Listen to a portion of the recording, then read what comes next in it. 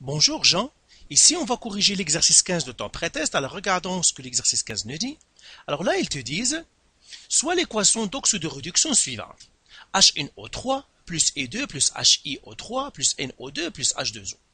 Si 50 grammes de HNO3 réagissent avec suffisamment de I2, combien de grammes de NO2 seront récoltés? Au fond, il nous donne une réaction chimique.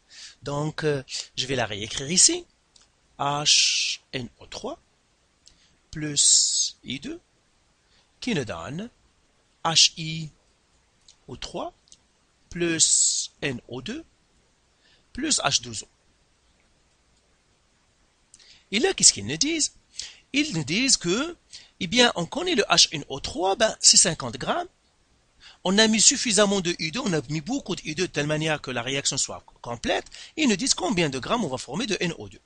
C'est un exercice de stoichiométrie, donc pour faire les calculs, pour trouver combien de quantité ça va être formé. Mais avant de faire ça, il faut balancer l'équation.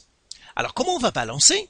Eh bien, parce que c'est un examen que tu vas faire, ils veulent que tu la balances avec l'oxyde de réduction. Nous avons déjà balancé cette équation dans un autre exercice qu'on a fait pour la balancer. Ici, je vais faire encore la même chose parce que je dois te montrer qu'est-ce qu'ils attendent de toi dans l'examen. Donc, on va la balancer avec l'oxyde de réduction. Alors, pour balancer avec l'oxyde de réduction, nous avons déjà vu, la première chose qu'on doit faire, c'est les nombres d'oxydation. Nombre d'oxydation. Ou bien la charge apparente. Le nombre d'oxydation, c'est la charge apparente, la charge de chaque élément. Et on a dit que pour trouver le nombre d'oxydation des éléments, il y a quelques règles qu'on pourrait suivre qui vont nous permettre de trouver la charge de chaque élément, de chaque atome dans un composé ou autre. Alors ces règles, je vais te les résumer encore ici. Alors la première règle, c'est que le nombre d'oxydation d'un atome simple ou bien d'un élément simple, donc élément simple, eh bien le nombre d'oxydation c'est 0. Des éléments simples c'est quoi? Ce sont les éléments qui sont composés d'un seul atome, par exemple le cuivre Cu. J'ai le Na, c'est un élément simple. I2, c'est un élément simple parce qu'il n'est composé que d'un seul atome. Cl2, H2, etc. Tout ça, ils ont un nombre d'oxydation 0. Deuxième règle, c'est quand on a un atome, c'est-à-dire un ion simple. Ion simple. Un ion simple, c'est un ion qui est composé d'un seul atome. Et bien là, le nombre d'oxydation, c'est la charge. Charge de l'ion. Par exemple, j'ai Al3+. Quel est le nombre d'oxydation de Al3+? Eh bien, ça va être plus 3. Cu2+, par exemple. Cu2+, eh bien, ça va être plus 2. Cl-, par exemple. Cl-, ça va être moins 1, etc.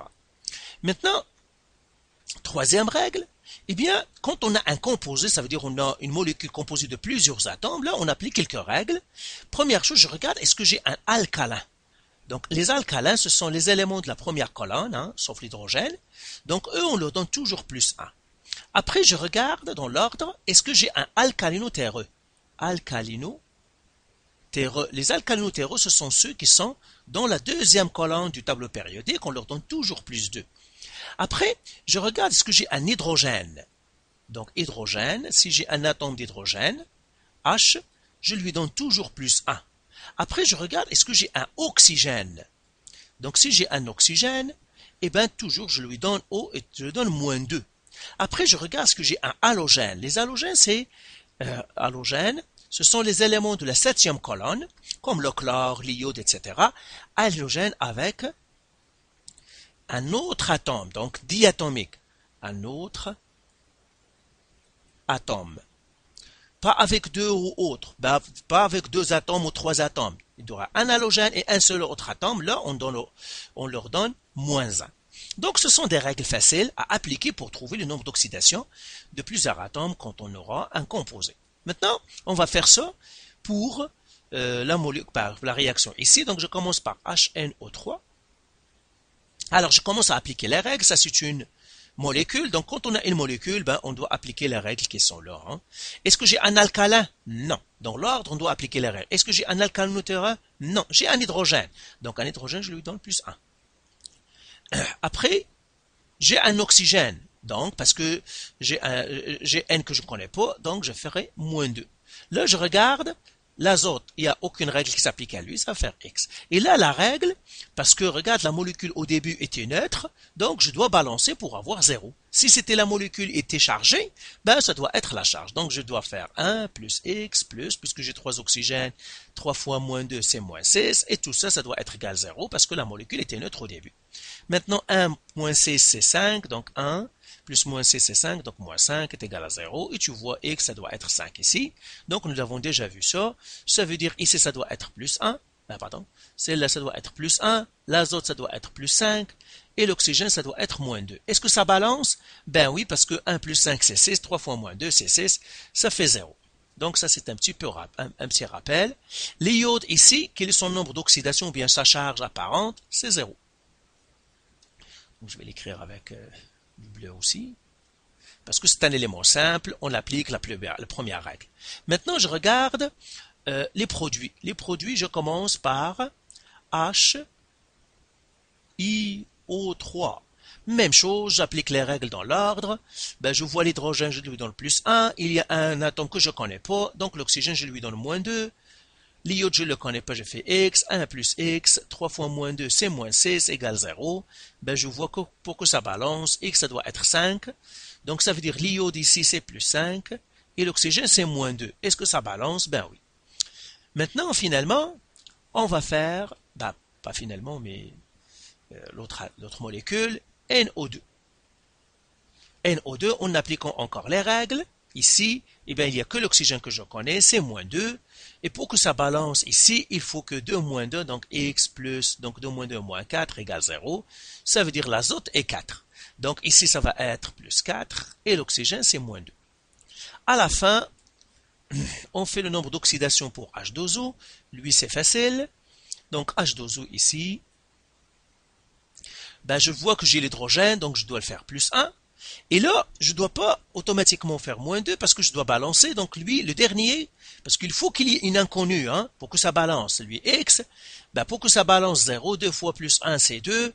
Ben, plus X, donc 2 plus X, ça doit être 0. Donc X, ça doit être moins 2 pour que ça balance. Donc l'hydrogène, c'est plus 1 et l'oxygène, c'est moins 2. Voilà, j'ai trouvé le nombre d'oxydation de tout le monde. Alors maintenant, ça, je peux l'effacer, ces règles-là. Ce sont des règles faciles qui permettent de trouver le nombre d'oxydation, essayer de les appliquer dans l'ordre, et généralement, tu vas tout retrouver. Deuxième étape, maintenant que j'ai trouvé le nombre d'oxydation, qu'est-ce qu'il faut faire? Les demi-réactions. Demi-réactions, ça veut dire qu'il faut identifier les oxydants et les réductants. Alors pour cela, tout simplement, on identifie ceux qui ont changé. Par exemple, l'hydrogène n'a pas changé, mais l'azote était plus 5, et là, il est plus 4. L'iode était à 0, et là, il est plus 5. Les autres n'ont pas changé. L'hydrogène était plus 1, il a fini plus 1.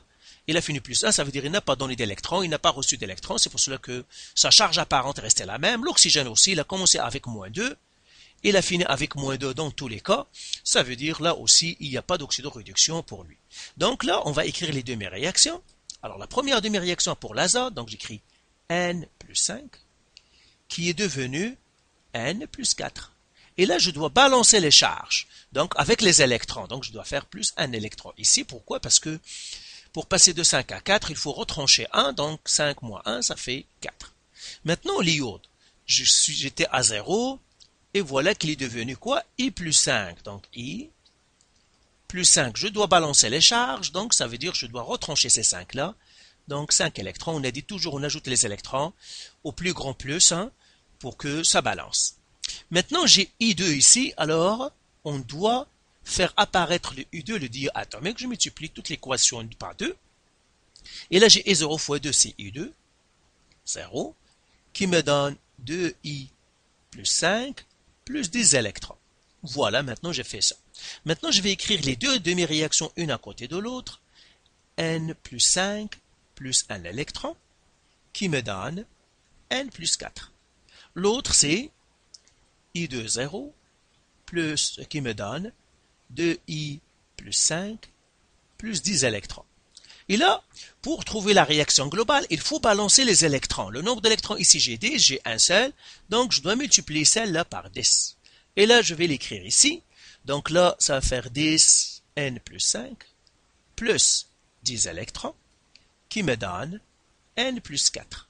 Et là, j'ai réécrit l'autre équation ici. Donc, sous L, I de 0, qui me donne 2I plus 5 plus 10 électrons. Alors, je dois additionner toutes, donc 10 électrons ici, pour que je trouve la réaction globale d'oxyde de réduction. Donc, ça me donnera 10 N plus 5 plus I de 0, qui va me donner 2I plus 5 plus N plus 4, comme ça. Plus 10N, attention, hein, donc je ne peux pas multiplier ça, ça fait 10, fois 10 ici, hein, donc ça c'est 10. Alors je vais les réécrire correctement. Hein. Donc quand on a multiplié par 10, voilà, donc je dois le faire apparaître, ça me donnerait ici 10N plus 4. Même chose ici, ça va faire plus 10N plus 4. Et les électrons ici, j'ai 10 électrons ici, des électrons ici, qui vont se canceller parce que j'ai 10 électrons dans les réactifs, 10 électrons dans les produits, ça va finir. Maintenant, comment on interprète ça, comme on a dit, qu'est-ce que ça me dit? Ça me dit tout simplement que d'un point de vue oxyde de réduction, dans les réactifs, je dois avoir 10 azote, et dans les produits, 10 azote, et puis 2 iodes dans les réactifs et 2 iodes dans les produits. Alors, tout simplement, qu'est-ce que je vais faire? Je vais réécrire ma réaction ici et la balancer. J'ai HNO3 plus I2 qui devrait me donner HIO3 plus N2O2 plus H2O. Et là, je suis ce que l'oxyde de réduction me dit. Il me dit que tu dois t'assurer que tu en as 10 azotes. Donc, je vais multiplier ici par 10 azotes dans les réactifs. Pardon, ça c'est N. Pourquoi j'ai mis N2 ici? Il n'y a pas de 2. C'est NO2. Et là, je vais mettre un 10 ici, parce que ça me dit que tu dois mettre des azotes partout. L'oxyde de réduction me dit aussi que tu dois avoir 2 iodes dans les réactifs. Je les ai déjà. Et là, je n'ai qu'un seul iode, donc je multiplie par 2. Voilà, d'un point de vue oxyde de réduction, nous avons dit que c'est tout, on ne peut pas faire plus que ça. Par contre, on doit voir est-ce que la réaction est balancée ou non. Donc, O2 ici. Eh bien, je vois que la réaction n'est pas balancée. Rien qu'en regardant les hydrogènes, j'ai 10 hydrogènes ici, j'ai 2. Ici, j'ai 2, donc 2 plus 2, c'est 4. Et on a dit, il faut balancer, à partir de là, il faut balancer par essai-erreur. Donc, il suffit de multiplier ici par 4 pour que les hydrogènes soient balancés. Maintenant, j'ai 10 hydrogènes. 2 plus 8, ici, ça fait 10. Les oxygènes, il suffit de les vérifier. Ici, j'ai 30.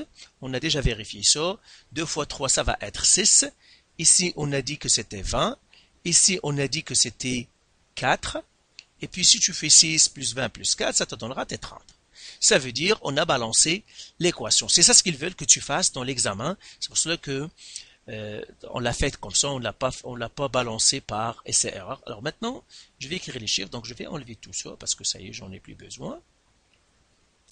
Comme ça. Comme ça. Donc, voilà, c'est là aussi. Voilà. Et maintenant, on balance, on écrit les coefficients. Alors, le premier coefficient, ça c'est 10. Ici, ça va être 2. Ici, c'est 10. Et ici, c'est 4. Voilà, je viens de balancer la réaction. Une fois qu'on a balancé la réaction, donc tout ça, je vais l'effacer. Maintenant, on peut répondre à la question. Donc, tout ça, je vais l'enlever, comme ça. Et qu'est-ce que je vais faire? Eh bien, tout simplement, j'écris les informations. Ils me disent quoi? J'ai 50 grammes de NO3. Donc, j'ai déjà 50 grammes de NO3. 50 grammes de NO3. Ben, ils veulent que je trouve ça ici. Alors, premièrement, parce que j'ai une réaction chimique, là, on travaille en grammes, donc je dois trouver la masse molaire de les NO3, c'est ça ce que j'ai ici. Et j'ai celui-là. Les autres, je pourrais les ignorer. Alors, la masse molaire de HNO3, c'est quoi? Une mole, ça pèse combien? Eh bien, H, c'est 1, plus N, c'est 14, plus l'oxygène, c'est 16, donc 16 fois 3, qui me donne, au fond, 63 grammes. Donc, c'est ce que je dois faire ici. Une mole, gramme par mole. Donc, une mole, ça pèse 63 grammes. Donc, 10 moles, combien ils vont peser? Ils vont peser fois 10. Donc, je mettrai ici 10 fois 63 grammes par mole. Ben, ça me ferait ici 630 grammes pour les démoles. Donc, ça, c'est 10 moles ici. Maintenant, le NO2, même chose, je cherche la masse molaire du NO2. Le N c'est 14 plus 2 fois 16 qui me donnerait 46 grammes par mol. Donc, une mol pèse 46, mais moi j'ai 10 grammes, j'ai 10 moles parce que j'ai 10 ici. Et bien, tout simplement ici, qu'est-ce que je dois faire? Je dois faire 10 fois 46 qui me donnerait 460. Donc, c'est ce que je dois écrire là aussi, comme ça. Donc, ça, maintenant, je pourrais les enlever. Voilà. Et là, j'écris 460 grammes pour les démoles. Et bien maintenant, je fais le produit croisé pour trouver combien ça ici. Hein. Donc pour trouver ça, je fais le produit croisé, ça veut dire ça fois ça, qui divise ça, qui me donnera ça. Donc fois divisé.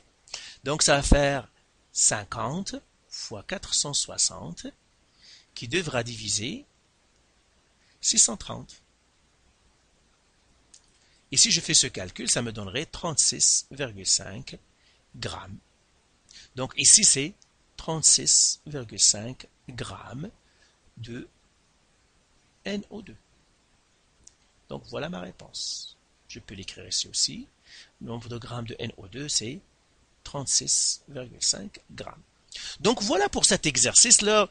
Même si on avait déjà fait l'abalancement dans un autre exercice, ben, je te le montre tout simplement parce que tu dois encore reprendre ce balancement-là dans ton examen si jamais on te le donne.